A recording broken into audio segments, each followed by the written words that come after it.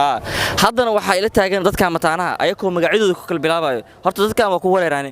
adinkina ku wareerin doontaan oo maleena haye horta assalaamu calaykum saaxiib aad iyo aad baad mahadsan tahay beerta nabadana waan joognaa magacayguna waa xuseen cumar xuseen ku magac dheer mataanaha xasan iyo xuseen saaxiib de waxa magacaygu aadna xasano ana sidoo kale de marka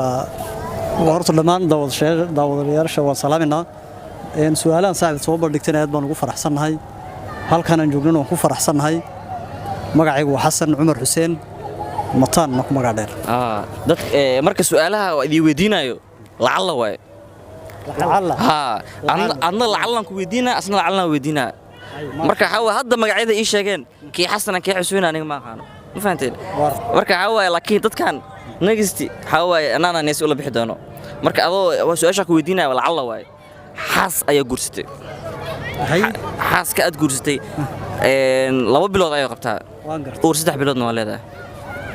ma uur 3 bilood bala marka xaas yeelileed miya fur lahayd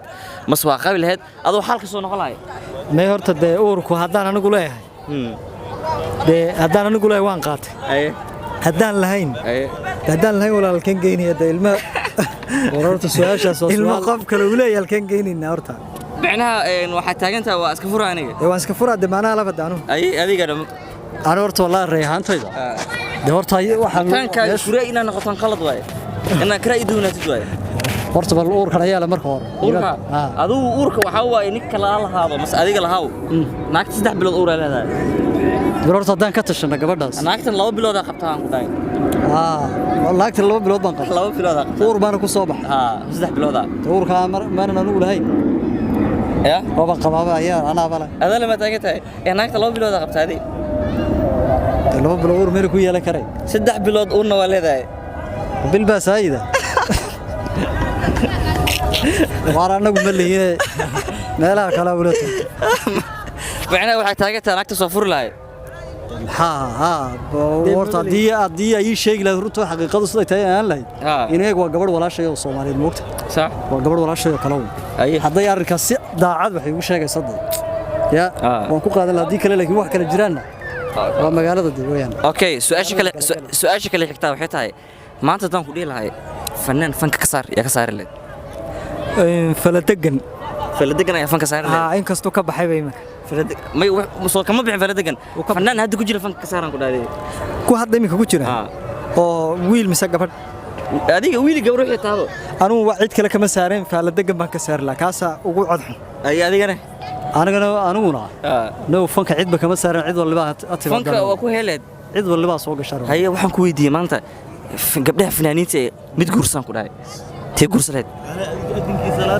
gabdhaha fanaaniinta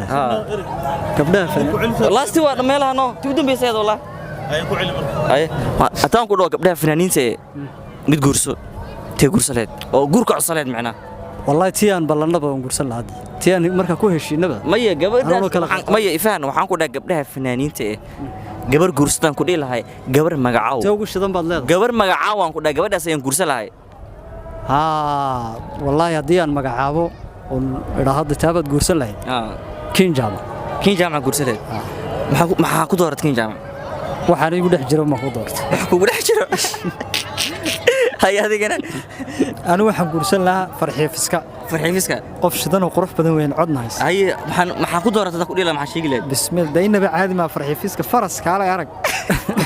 waa maasantiin والله بالله اوكي والله